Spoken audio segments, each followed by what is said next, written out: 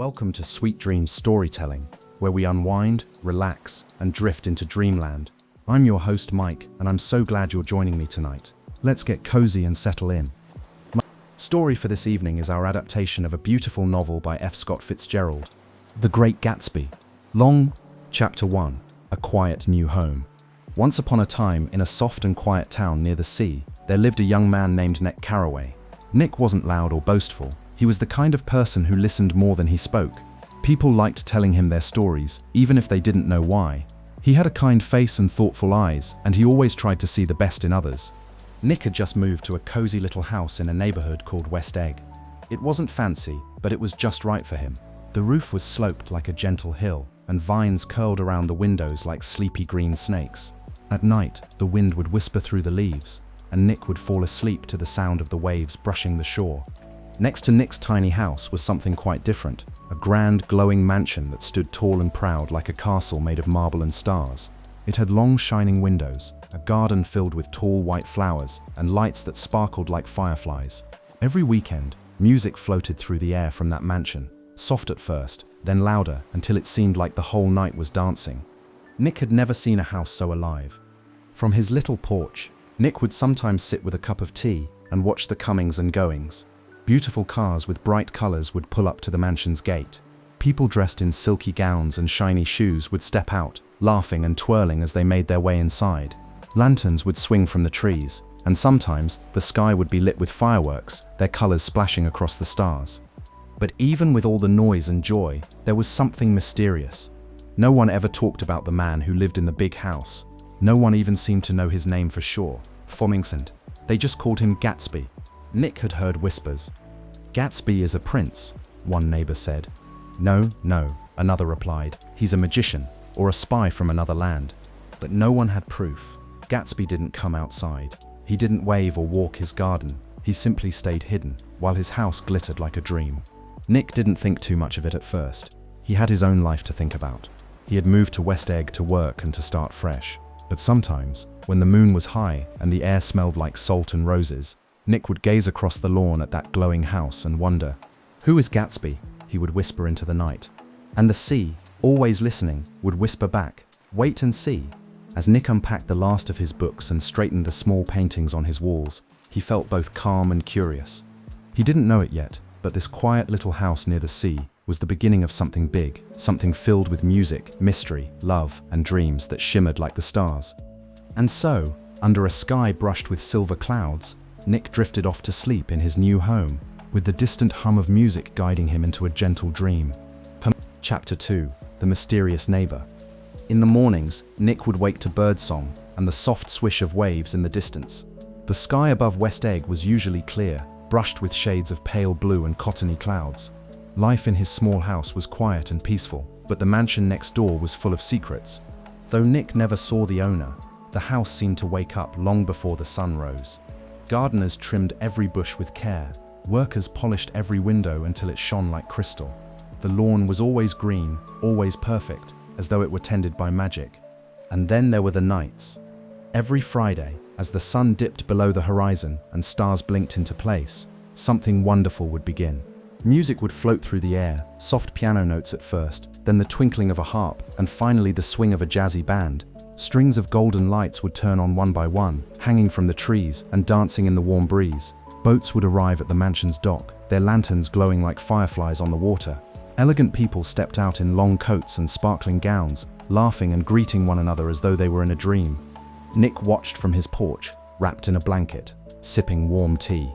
He had never seen so many people gather in one place with such joy. There were couples dancing on the stone paths, friends eating treats under tall white tents, and waiters carrying silver trays that sparkled under the lights. But even with all the noise and the fun, no one ever talked about the man who owned it all. Nick began to wonder even more. Why would someone throw such big parties if they didn't want to join in? He asked a woman passing by on the sidewalk one evening, but she only laughed and said, "No one meets Gatsby, he's a mystery. Some say he only comes out when the moon is full. Others think he watches from a tower." Another man balancing a violin case added, "Gatsby? They say he's richer than a king, but kinder than anyone. He once sent a stranger home in a golden car just because he looked tired." All these stories made Nick even more curious. Gatsby seemed like a fairy tale, a name whispered between sips of lemonade and between songs played under chandeliers hanging from trees. One night, as the clock struck midnight and the party reached its happiest hour, Nick saw something strange. Standing at the edge of the garden near the water was a man in a dark suit. He stood very still, looking across the bay, toward a tiny green light far, far away. His hands were in his pockets, and he didn't move, not even when the music changed or when laughter bubbled all around him. Nick couldn't see his face, but he felt certain. This must be Gatsby. What is he looking at? Nick whispered, more to himself than anyone else. The green light blinked slowly in the distance, like a soft heartbeat across the water. Nick leaned back in his chair, the night air cool against his cheeks. The stars above shimmered gently, as if they too were listening. The party continued, full of joy and color, but Nick's thoughts stayed on the quiet man by the shore and the glowing light that seemed to call to him. And as the moon climbed higher, Nick pulled his blanket close, closed his eyes and whispered, "Gatsby." The waves answered with a hush, and Nick drifted off to sleep with dreams full of glittering houses, mysterious men, and a light that shone just beyond reach. Chapter 3. An Invitation. One sunny morning, just as Nick was enjoying a quiet breakfast on his porch, he noticed something unusual in his mailbox. It wasn't a bill or a letter from home. It was a beautiful cream-colored envelope sealed with a swirl of gold. Carefully, he opened it and read the card inside. "You are cordially invited to a gathering at my home this Saturday evening. Gatsby." Nick blinked in surprise. Gatsby, the man of many stories, the one nobody ever saw, who watched the bay in silence. He had invited Nick. For a long time, Nick just stared at the card. He didn't know why Gatsby had chosen him. After all, they had never truly met, but the invitation felt warm, not grand or bossy. It made Nick feel welcome. Saturday came quickly, and the evening air was filled with summer's golden hush. Nick put on his best suit, neat and clean, though not as shiny as what the other guests would wear, and walked next door.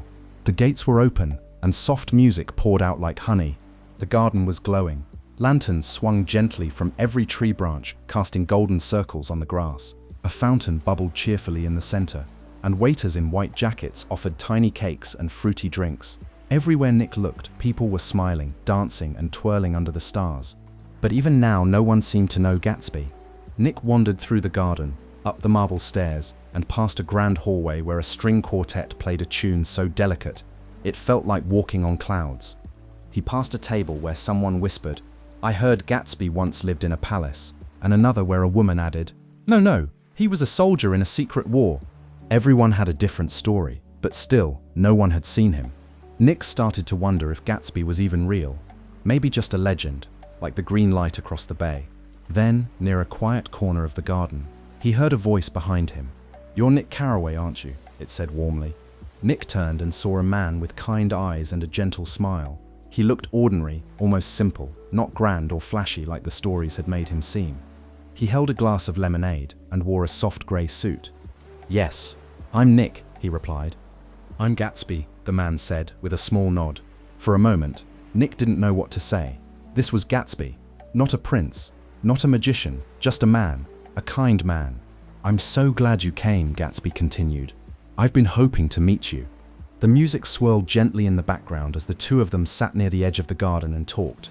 Gatsby's voice was calm and careful. He asked about Nick's work, his time in the war, and what he thought of West Egg. He listened closely, as if Nick's words were more important than the party, the music, or the mansion. Every now and then, guests passed by and smiled politely. No one interrupted. Somehow, the loud, spinning party felt quieter when Gatsby spoke. When the moon climbed high above the trees, Gatsby stood and said, "I hope you'll come again, anytime." Nick nodded, a little surprised by how genuine Gatsby seemed. He walked home that night under the starlight, thinking not of the crowd or the lights, but of Gatsby himself, the quiet man with the gentle smile and a voice full of longing. There was more to him than stories, Nick could tell. As Nick curled into bed, the music next door drifted into a lullaby. The garden lights still flickered softly like sleepy fireflies, and somewhere, Gatsby was likely still standing near the water, gazing across the bay. And Nick, with dreams beginning to settle behind his eyes, whispered once more into the stillness of the night. Gatsby. Chapter 4. A Secret Wish. The days grew warmer in West Egg. The sky stretched wide and blue, and the sea sparkled like a field of stars in the sunlight. Nick had begun to see Gatsby more often, small moments here and there.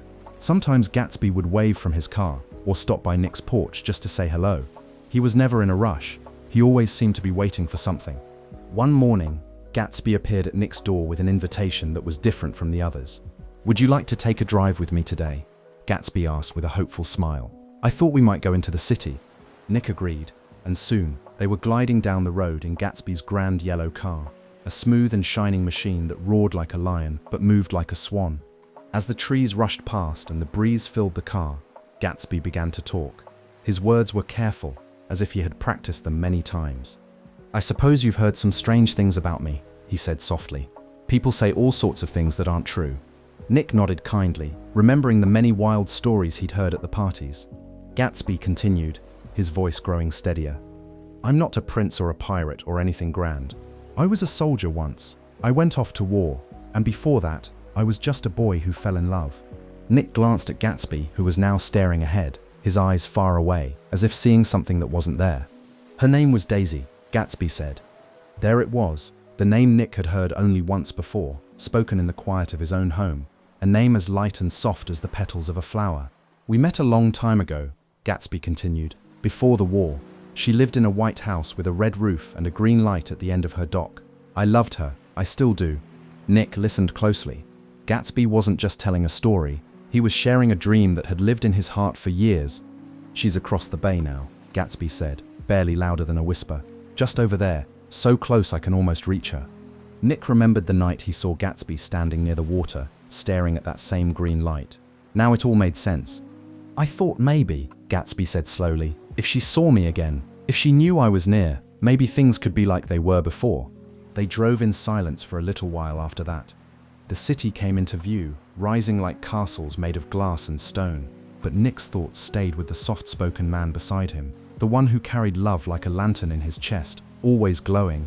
Later that day, as they crossed a quiet bridge and watched the river shimmer below, Gatsby turned to Nick. "I was hoping you could help," he said gently. "You know Daisy, don't you?" Nick nodded. "Could you invite her to your house for tea? Just you and her. I'll come by too. Just by chance." Gatsby smiled shyly. "I want to see her again, but I don't want to surprise her." Nick thought for a moment. He could see how much this meant to Gatsby, how the dream of Daisy had stayed alive in him all this time. "I'll do it," Nick said at last. Gatsby's eyes lit up, not with the flash of party lights or grand riches, but with something far more beautiful, hope. That evening, when Nick returned to his quiet little house, he sat by the window and watched the lights begin to twinkle once more in Gatsby's garden. But they seemed softer tonight, quieter, as though the mansion itself was holding its breath. Nick knew something important was coming, something tender and full of memory. And far away, across the bay, the green light still blinked like a gentle heartbeat in the dark. And Chapter 5, Tea with Daisy. The next morning, the sky was soft and grey, as if the world itself had paused, waiting for something special to happen. Nick stood at his window and watched the clouds drift by. Today was the day he had invited Daisy to tea. He had written a short note, "Come over for tea this afternoon. Nothing fancy, just a quiet visit." He didn't mention Gatsby. Nick wasn't sure what to expect. Would Daisy come? Would she be happy? Nervous? After all, it had been a long time since she had seen Gatsby. 5 years, though Gatsby had counted every season, every month, every heartbeat. As the afternoon crept in, Gatsby appeared at Nick's door. But he wasn't his usual calm self. He was nervous, tugging at his tie, straightening his jacket, checking his watch every few seconds. "What if she doesn't come?" he asked quietly. "She will," Nick said gently. "Just give her time." Gatsby nodded, but he looked like a boy waiting for his first snow. Excited, anxious, full of wonder and fear. Then, just as the rain began to sprinkle from the sky, a soft knock came at the door. It was Daisy. She stepped inside in a pale dress the color of springtime. Her eyes looked around shyly, and her smile flickered like a candle in the wind. Nick welcomed her in and led her to the small sitting room. He offered her tea and cakes with lemon frosting, but her hands trembled slightly as she held the cup. And then Gatsby entered. At first, neither of them spoke. The room was quiet except for the sound of raindrops ticking gently against the windows. Gatsby stood very still, and Daisy looked at him as if he were someone from a dream, someone she had once known in another lifetime. "Hello, Daisy," Gatsby said softly. Daisy gave a tiny smile. "Hello, Jay." The rain fell harder. Outside, the flowers in Nick's garden leaned toward the earth, heavy with water. Inside, Gatsby's eyes were filled with something that was not quite sadness, not quite joy, just memory, deep and full. Nick, sensing that the two needed space, quietly slipped out of the room. He wandered into the garden, letting the cool rain sprinkle his shoulders. When he returned, something had changed. Gatsby and Daisy were sitting close together, talking in hushed voices. Daisy was laughing, a sweet, soft laugh like chimes in the breeze, and Gatsby's face glowed with the kind of happiness that only comes from a wish finally come true. The rain began to stop. A beam of sunlight broke through the clouds and lit the room with gold. Gatsby stood and asked if Daisy would like to see his house. She nodded, curious. So the three of them walked next door to Gatsby's mansion. The doors opened like a storybook, and inside were rooms filled with soft rugs, glowing chandeliers, and shelves of books that smelled of ink and time. Gatsby showed Daisy everything. He opened closets full of colorful shirts, blue, green, pink, and silver. He tossed them into the air, and they fluttered down like petals. Daisy touched the fabrics and whispered, "They're beautiful." Gatsby led her to the music room, where a man played a gentle tune on the piano. The notes drifted through the air like memories. Daisy listened, her eyes shining, her heart full. In that moment, the mansion felt less like a palace and more like a dream that had finally come true, a dream Gatsby had built piece by piece, all for her. As the sun began to set, the golden light poured through the tall windows and wrapped around the two of them like a warm blanket. They stood close, not saying much, just feeling the joy of being near again after so long. Nick watched quietly. He knew Gatsby had waited for this moment, not just in days and years, but in every beat of his heart, and now the dream had stepped into the light. That night, as Nick returned to his little house, and Daisy stayed behind to listen to the soft music of Gatsby's world, the sky turned a gentle shade of lavender. The stars blinked quietly into place, and for the first time in a long time, Gatsby wasn't standing alone by the water. The green light across the bay still shone, but now he wasn't reaching for it. He was holding something real. Nick fell asleep with a peaceful smile, the echoes of that day playing in his dreams, raindrops on windows, soft laughter in the air, and two hearts finding each other once more. Chapter 6. The Summer Shines. Summer in West Egg was warm and golden. The trees were heavy with green leaves, the sea sparkled like it had secrets to tell, and the air carried the scent of wildflowers and salt. It was a time for lemonade on porches, bare feet on soft grass, and quiet wishes made under the sun. For Gatsby, this was the summer he had waited for. Now that Daisy had come back into his life, even if only for short, delicate visits, he walked with a quiet joy. The house that once felt like a stage now felt like a home. The lights still glittered, the fountains still danced, but the loud music and endless parties began to fade. He didn't need a crowd anymore. All Gatsby wanted was time with Daisy. They strolled through his gardens together, hand in hand. He showed her the paths lined with marble statues, and the pond filled with lily pads and golden fish. He told her stories of the cities he had seen, the books he had read, and the dreams he still carried. She listened with bright eyes, sometimes laughing, sometimes gently squeezing his arm.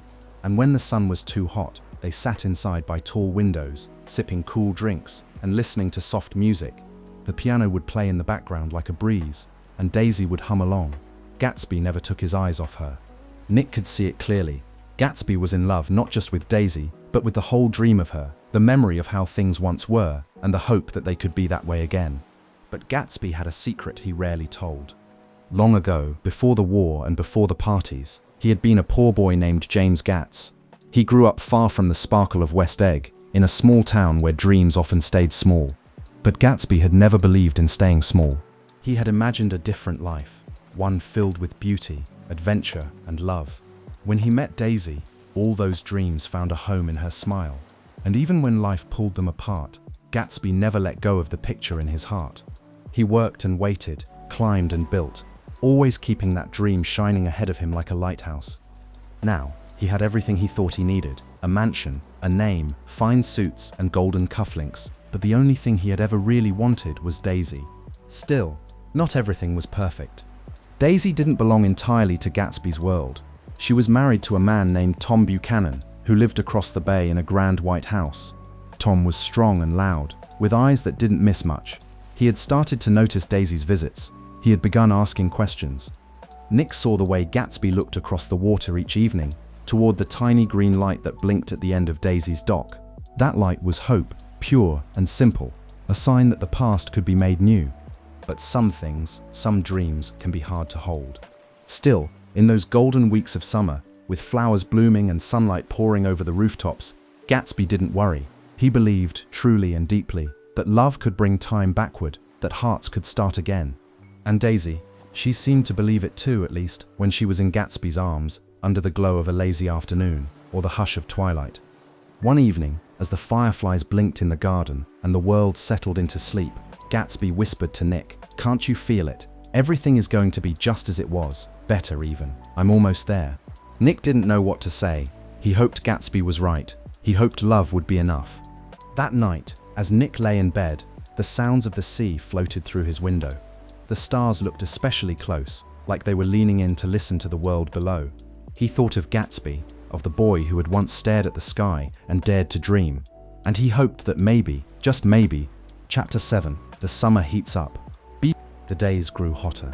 The skies above West Egg turned pale and hazy, and the warm breeze carried the scent of sun-drenched roses and ripening fruit. Even the sea seemed to move more slowly, as though summer itself were pausing to catch its breath. But in Gatsby's world, something was changing. The parties stopped. The music, once floating through the nights like butterflies, fell silent. The lanterns no longer swayed in the trees, and the mansion stood still, like a castle holding its breath.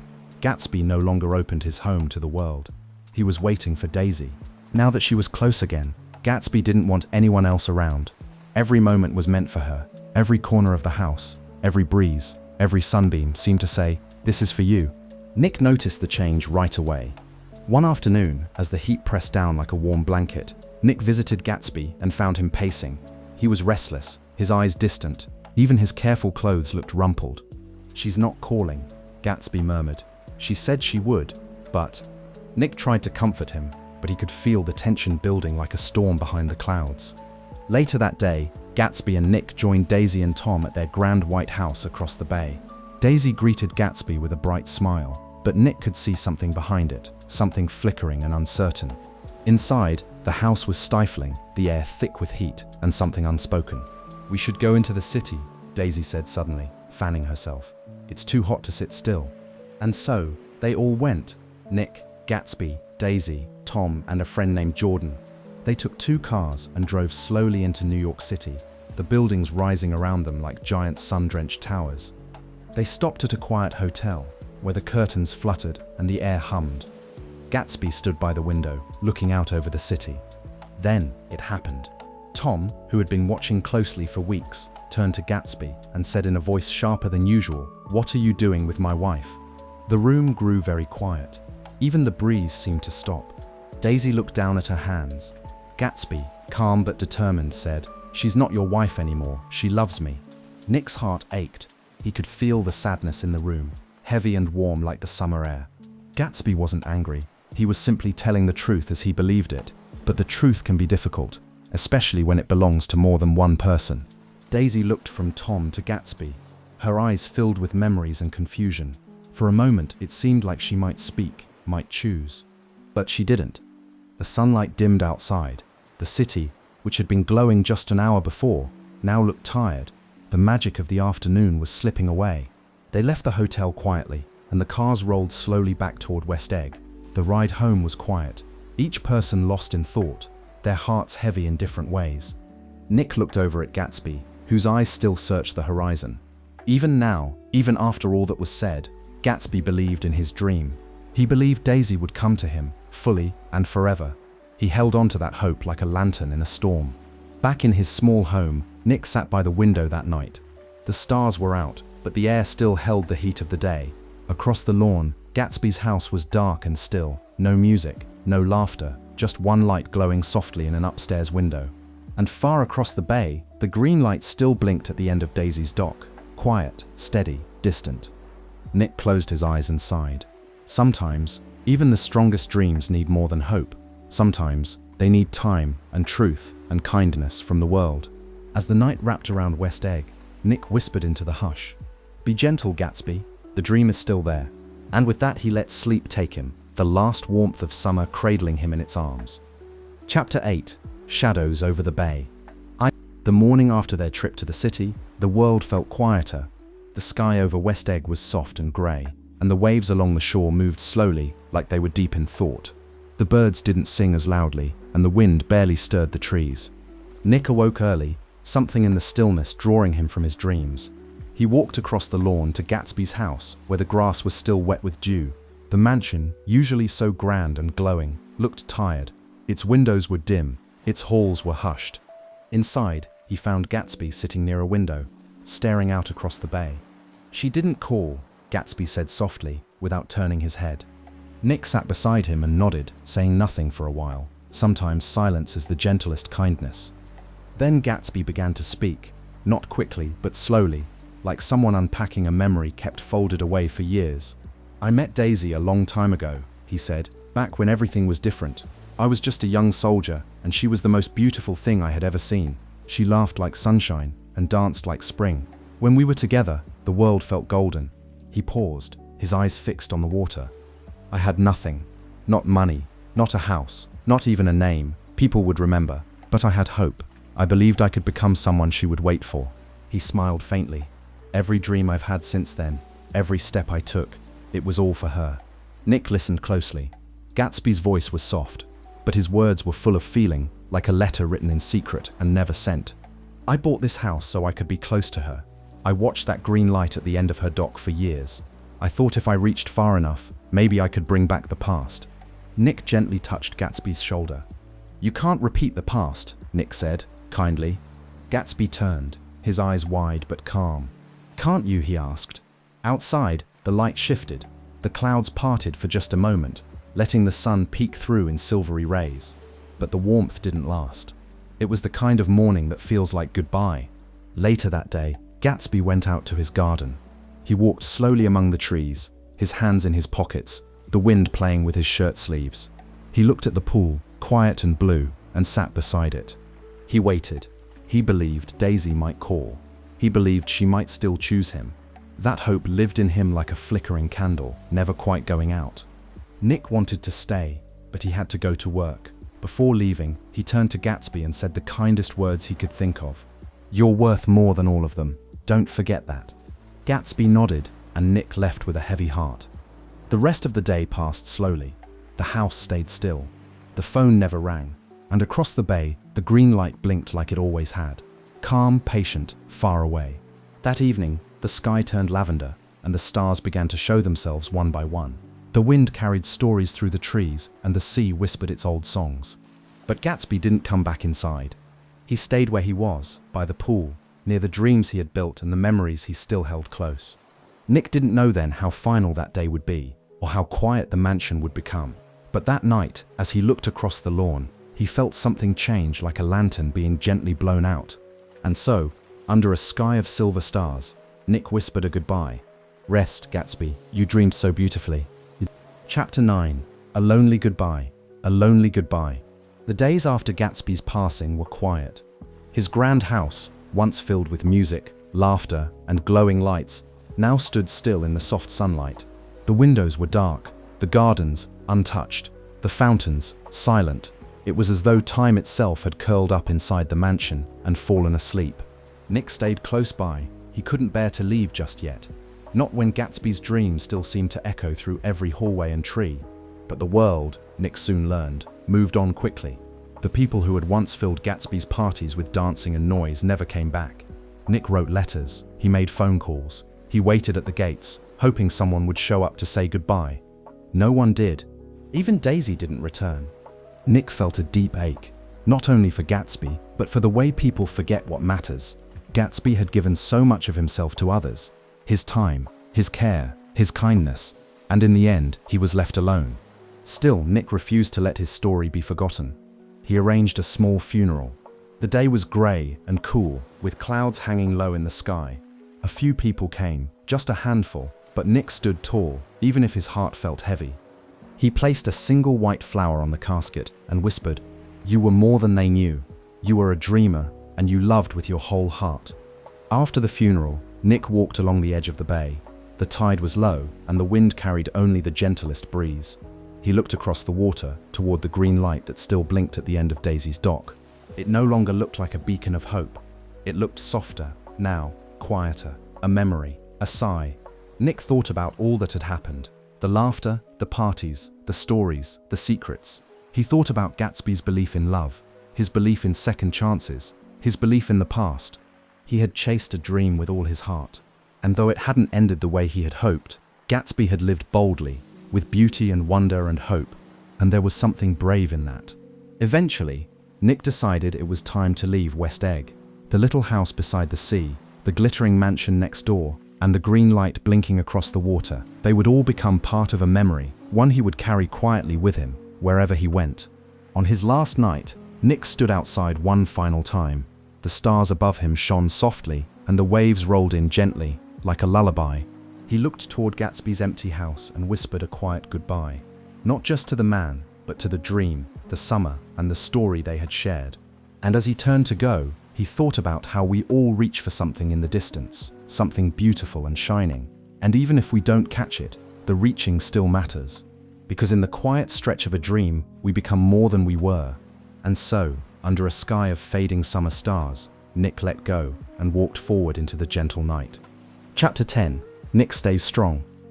After Gatsby's house had gone quiet and the summer had faded, Nick stayed in West Egg just a little longer, not because he had to, but because he wasn't quite ready to leave.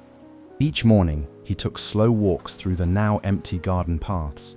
The roses still bloomed, though the petals were softer, paler, as if they missed someone. The wind still moved gently through the tall hedges, carrying with it the tiniest traces of old laughter. Though Gatsby was gone, his presence lingered, like the last notes of a song still ringing in the air. Nick began to write. Not with grand plans or fancy ideas, just to remember. He wrote about Gatsby's eyes when he spoke about Daisy. He wrote about the quiet strength in his voice, the way he believed in love, in second chances, in beauty. He wrote about hope. Sometimes the memories were hard to put into words, but Nick felt they deserved to be told. Not the stories the guests had whispered, not the rumors and guesses, but the truth, the gentle shining parts Gatsby kept hidden, like treasures tucked away in a drawer. In the evenings, Nick would sit on his small porch and watch the bay. The green light still blinked at the end of Daisy's dock.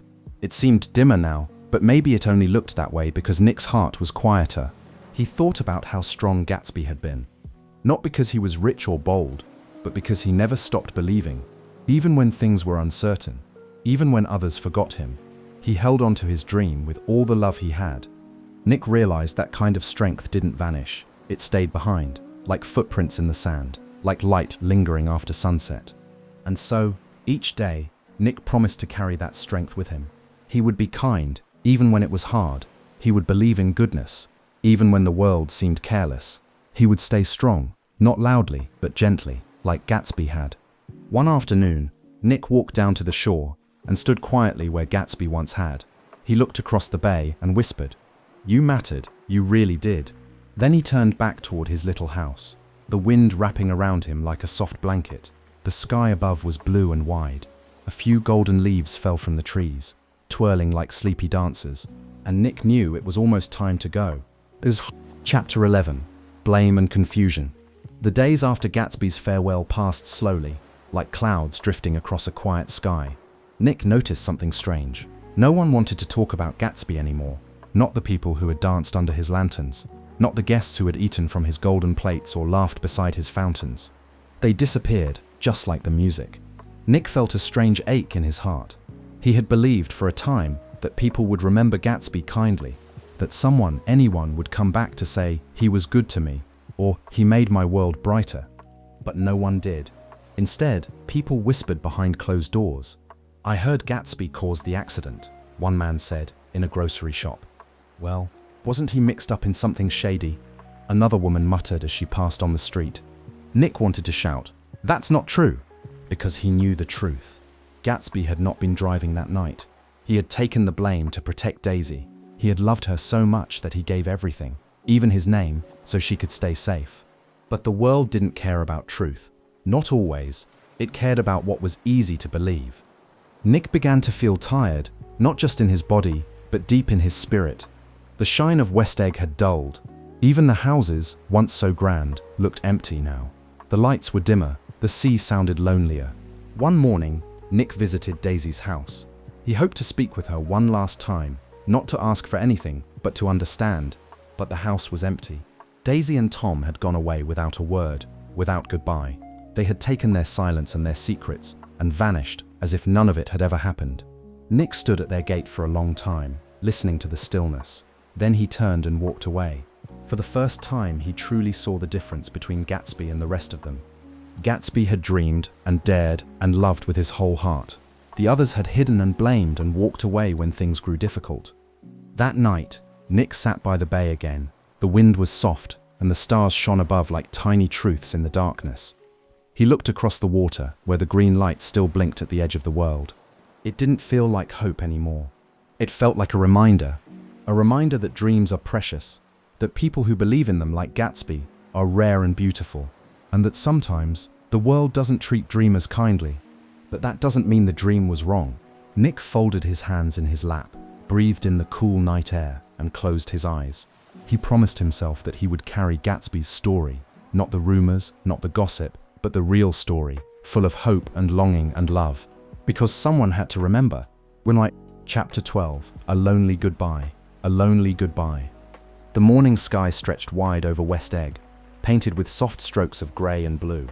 The air smelled of turning seasons, still warm, but with a whisper of autumn hiding in the breeze. Nick stood at the edge of his little lawn, looking across at Gatsby's mansion. It was still there, tall and grand, but now it looked like an empty shell, a beautiful palace that no longer had anyone to light the chandeliers or open the windows to let the sunlight in. The fountain had stopped bubbling. The garden paths were covered with golden leaves. The rooms were silent. Nick walked through the house one last time. The footsteps of hundreds of guests had once echoed through these marble halls. Now, his were the only ones. He paused in the music room, where the piano stood like a sleeping bird. He ran his fingers gently across the keys, but did not play. Even the music seemed too shy to return. Outside, the dock stretched toward the water, and Nick walked to the very edge. The sea moved slowly beneath him, like a quiet breath. Across the bay, the green light at Daisy's dock blinked once, then again. It no longer felt like a symbol of hope. Now it was a lantern marking the end of a dream. Nick whispered Gatsby's name, just once.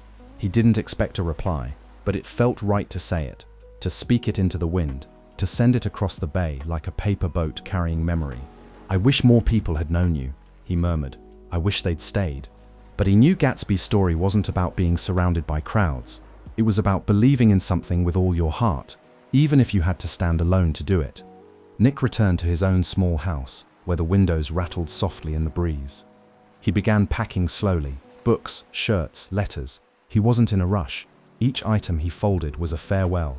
Each drawer closed was a door to a chapter now finished.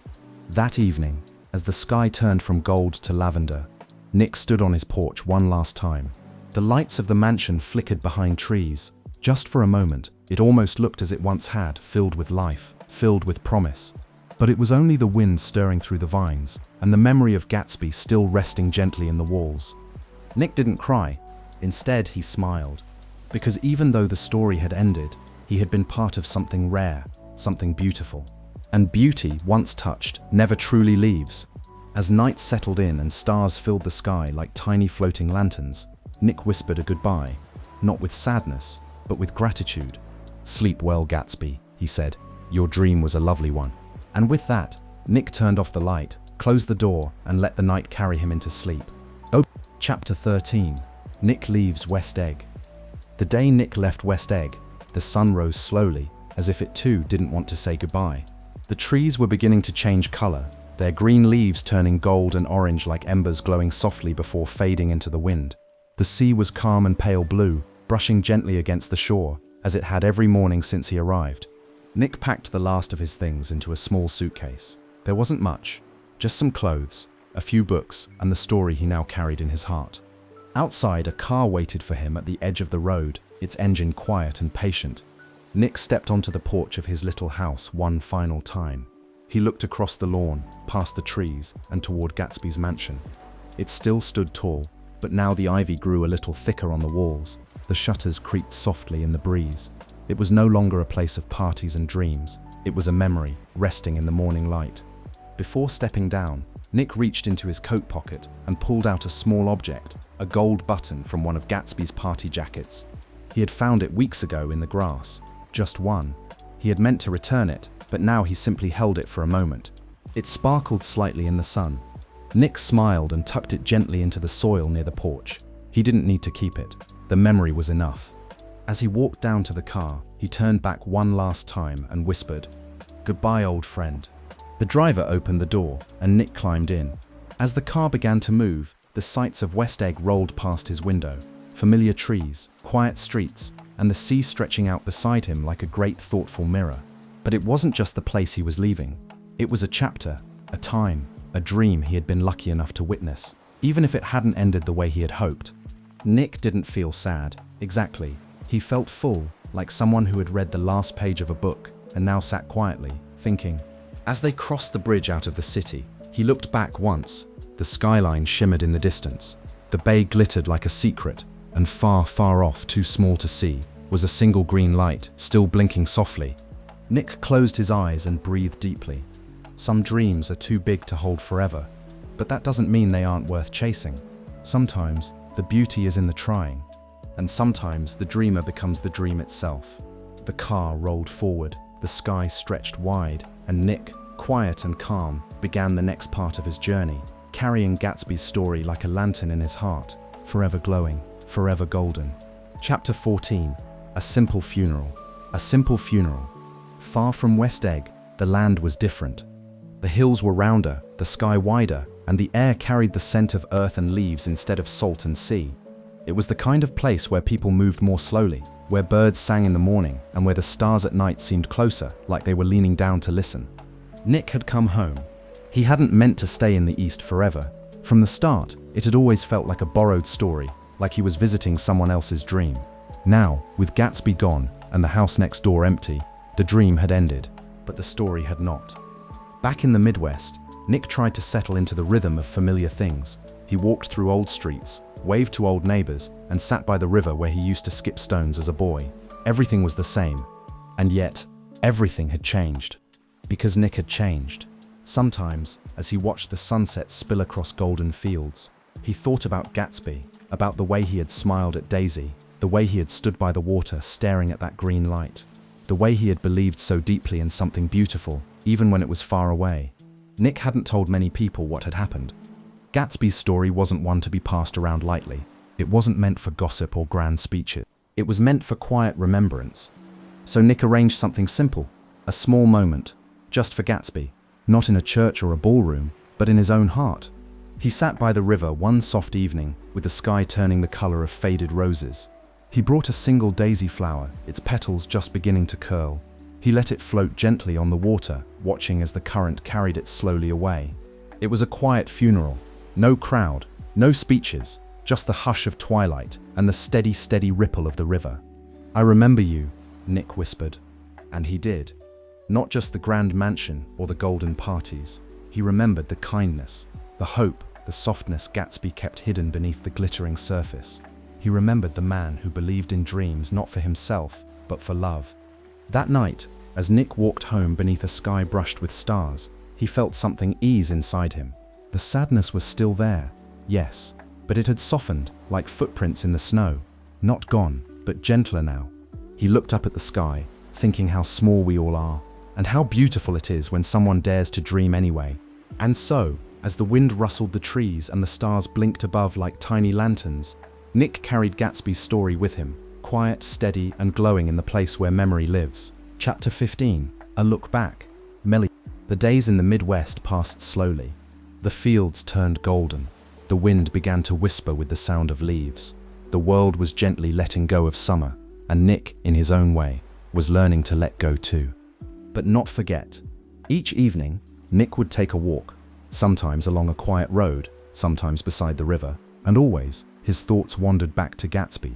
He thought of the glittering mansion with its tall windows and glowing chandeliers. He thought of the laughter that used to echo through the gardens.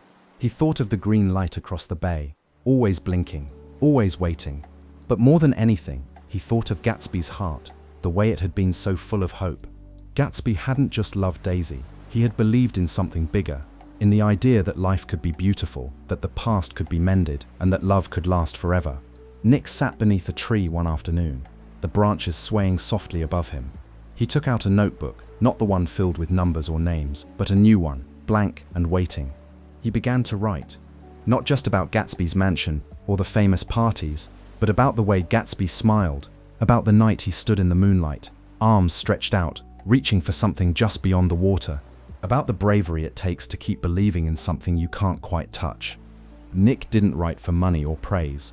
He wrote because the story mattered, because dreamers deserve to be remembered, not as perfect but as real.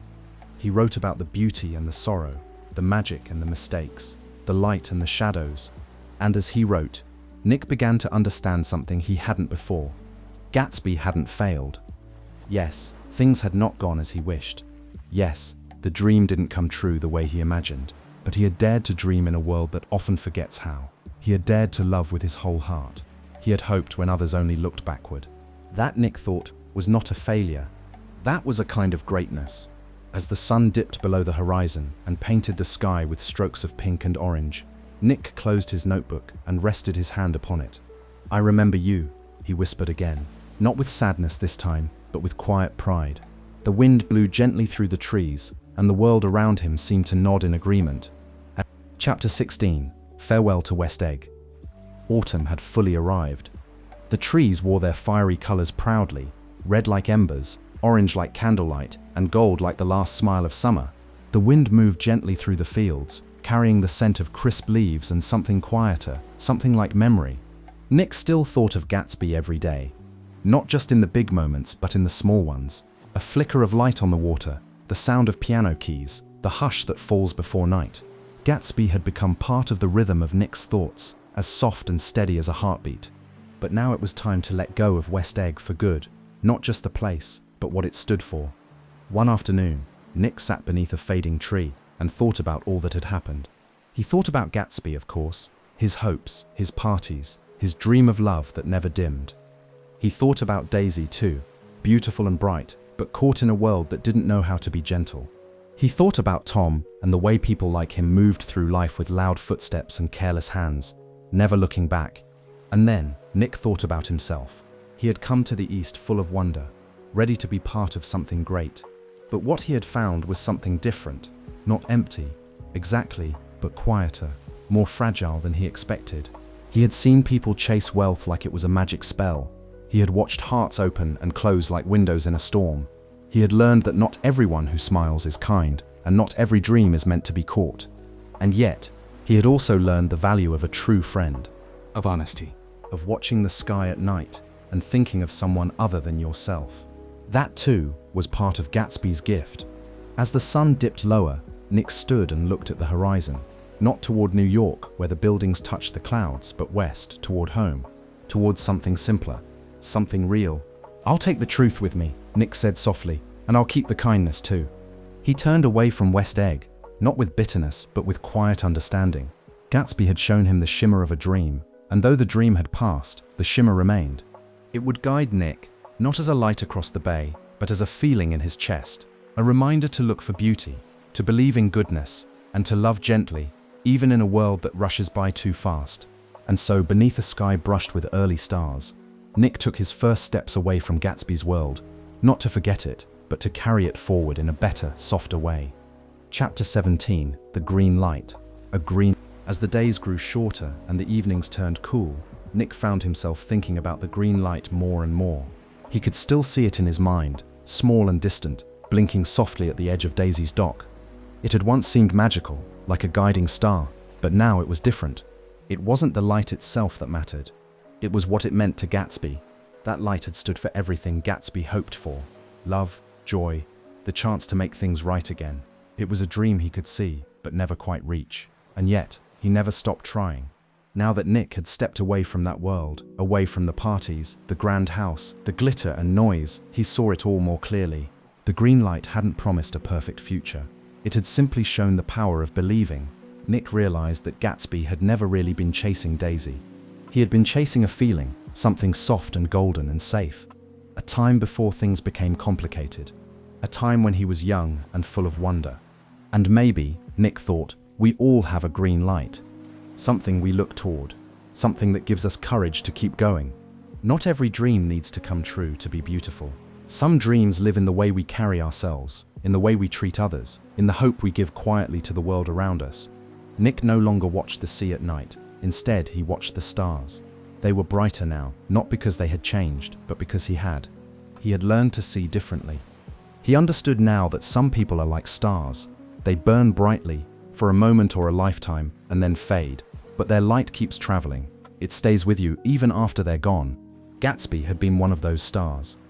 And now, as Nick walked slowly down a quiet road, the wind brushing against his coat and the leaves dancing at his feet, he let the memory of that green light settle into something new. Not longing, not sadness, but peace. Because Gatsby's story had taught him something important. That even when the dream drifts beyond reach, the dreamer still matters. And maybe, just maybe, it's not about reaching the green light. Maybe it's about continuing to row, gently, bravely toward it. Chapter 1. The dream lives on. The season had fully turned. The trees stood bare, their branches like lace against the sky. The river flowed softly, slow and silver under the quiet stars. Nick had returned to his life, but he was not the same.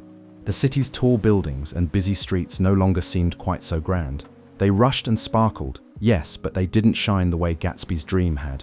That had come from somewhere deeper, not from gold or chandeliers, but from the heart of a man who had dared to believe. Sometimes, late at night, Nick would sit beside his window with the lights turned low.